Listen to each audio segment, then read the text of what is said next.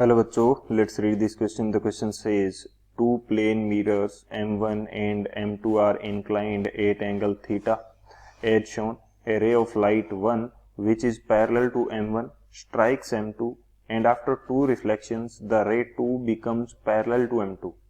Find angle theta. Option first 60 degree, option second 30 degree, option third 40 degree and option fourth 50 degree. हमें बोला गया है कि दो मिरर है M1 एंड M2 जो कि थीटा एंगल पे इंक्लाइंड है.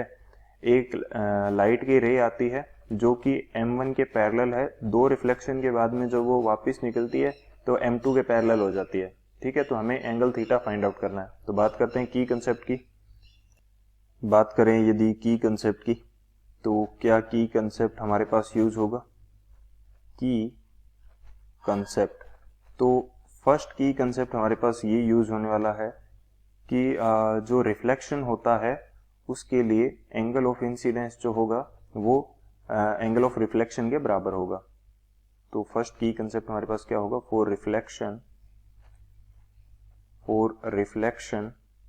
एंगल ऑफ इंसिडेंस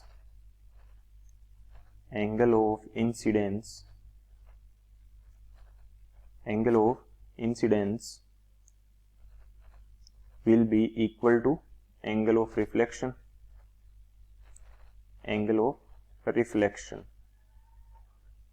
वो एंगल ऑफ रिफ्लेक्शन के क्या रहेगा, बराबर रहेगा. ये फर्स्ट की कंसेप्ट. सेकंड की कंसेप्ट हमारे पास क्या होगा कि जो नॉर्मल ड्रॉ करते हैं हम किसी सरफेस पे तो उसका सरफेस के साथ एंगल कितना होता है, 90 डिग्री होता है. Normal drawn at any surface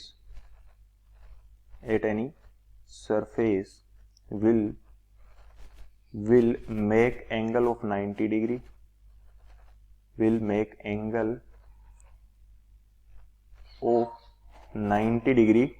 with that surface.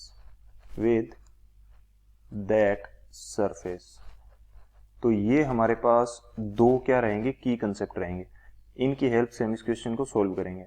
तो बात करते हैं सॉल्यूशन की.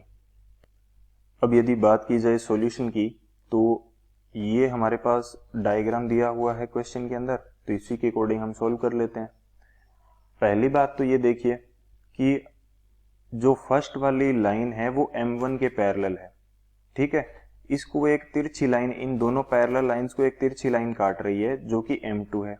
ठीक है, तो M2 का यदि नीचे वाली हॉरिजॉन्टल लाइन के साथ एंगल थीटा है तो इस लाइन के साथ भी तो एंगल थीटा ही होगा क्योंकि ये भी हॉरिजॉन्टल है, तो ये वाला एंगल भी क्या होगा, थीटा होगा. एक चीज तो ये देख लिए. अब हम M2 के ऊपर क्या करते हैं, नॉर्मल ड्रॉ करते हैं. यदि मैं नॉर्मल ड्रॉ करूंगा इस पॉइंट पे तो ये कुछ, इसको थोड़ा सा मैं सही करके ड्रॉ करता हूं, ये कुछ इस तरीके से होगा मेरे पास. ठीक है, ये एंगल ऑफ इंसिडेंस है तो ये इसको मैं मान लेता हूं आई एंगल. तो जो एंगल ऑफ रिफ्लेक्शन है वो भी बराबर होगा तो वो भी आई आएगा. ठीक है, ये सिचुएशन होगी. तो अब एक बात देखिए कि नॉर्मल का इस सरफेस के साथ टोटल एंगल कितना होता है, 90 डिग्री का. ठीक है, टोटल एंगल कितना है, 90 डिग्री का है. तो ये जो आई एंगल है ये कितना आ जाएगा, ऊपर वाला थीटा है नीचे वाला आई है तो ये टोटल होता है 90. वो दोनों मिलके बना रहे हैं थीटा प्लस आई. ठीक है, थीटा प्लस आई मिलके कितना बना रहे हैं, 90.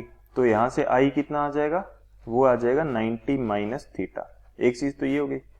अब नीचे वाला आई भी 90 माइनस थीटा के इक्वल होगा और ये एंगल कितना है, ये पूरा एंगल फिर से 90 डिग्री का है. नॉर्मल का सरफेस के साथ एंगल 90 और ये वाला आई एंगल जो है ये हमारे लिए कितना है, 90 माइनस थीटा है. तो ये एंगल कितना आ जाएगा, ये एंगल मेरे पास आ जाएगा थीटा. ठीक है, तो इसको यदि मैं थोड़ा सा सही से लिखता हूं तो क्या सिचुएशन होगी. मैंने चीजें आपको सारी समझा दी, इसको मैं थोड़ा सही लिख लेता हूं कि एक और डायग्राम बना लेते हैं, चलो उसमें लिख लेंगे वो चीजें. चलिए, मैंने एक नीचे दूसरा डायग्राम ले लिया है, उसके अंदर हम लिख लेते हैं कि ये एंगल हमारा कितना आ गया, ये एंगल आ गया हमारा थीटा. ठीक है, अब फिर से ऊपर वाले डायग्राम में चलते हैं, वहां पे देखते हैं फिर से एंगल्स के बारे में. तो यहाँ दूसरी जगह जब वो रिफ्लेक्ट हो रही है वहां पे यदि मैं नॉर्मल ड्रॉ करता हूं तो ये नॉर्मल कुछ इस तरीके का आएगा. ये जो एंगल है ये एंगल ऑफ इंसिडेंस के बराबर होगा।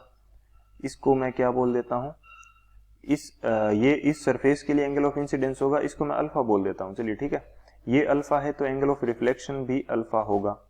ठीक है, इस सरफेस के साथ पूरा एंगल 90 डिग्री होगा नॉर्मल का, और इधर वाली सरफेस के साथ भी पूरा एंगल क्या होगा 90। ठीक है, ये सिचुएशन हमारे पास रहने वाली है। अब आप देखिए कि M2 और जो दूसरी लाइन है 2 नंबर वाली, ये दोनों क्या है, पैरेलल है। तो M2 का यदि हॉरिजॉन्टल लाइन के साथ एंगल थीटा है तो सेकंड वाली लाइन का भी तो हॉरिजॉन्टल के साथ एंगल थीटा होगा। यानी कि यदि मैं इस एंगल की बात करता हूं इतने की, तो ये मेरे पास थीटा आएगा। ठीक है, अब नीचे वाले में दिखा देता हूं कि ये एंगल मेरा कितना आएगा, थीटा आएगा। ये एंगल थीटा आ गया। ठीक है, तो ये अल्फा कितना आएगा, अल्फा आएगा 90 माइनस थीटा। अल्फा की वैल्यू कितनी आएगी, क्योंकि पूरा एंगल 90 है तो अल्फा की वैल्यू आएगी 90 माइनस थीटा। तो इधर वाला अल्फा भी 90 माइनस थीटा होगा। ये पूरा क्या है, पूरा 90 है, तो ये नीचे वाला जो एंगल है ये भी कितना आएगा, थीटा आएगा। ठीक है, ये सिचुएशन आएगी, तो ये एंगल भी हमारे पास कितना आएगा, थीटा। ये सिचुएशन आ गई। अब मैं इस एक ट्राइंगल बन रहा है उसको OAB नाम दे देता हूं मैं। ठीक है, तो ट्राइंगल OAB के लिए 3 कोण बन रहे हैं, तीनों थीटा है। तो 3 थीटा इज इक्वल टू कितना होना चाहिए, 180 डिग्री होना चाहिए। ठीक है, क्योंकि ये ट्राइंगल के तीनों कोणों का योग कितना होता है, 180 डिग्री। तो यहां से थीटा निकालोगे तो कितना आ जाएगा, 180 डिग्री अपॉन में 3 यानी कि 60 डिग्री। सो थीटा की वैल्यू हमारे पास कितनी आ रही है, थीटा हमारे पास आ रहा है 60 डिग्री, यानी कि दोनों जो मिरर है वो 60 डिग्री के एंगल पे इंक्लाइन है। तो कौन सा ऑप्शन हमारे पास करेक्ट आ जाएगा, जो फर्स्ट ऑप्शन ए है वो हमारा करेक्ट है। So option A will be the final answer. I hope you understood it well. Thank you, keep learning with PW।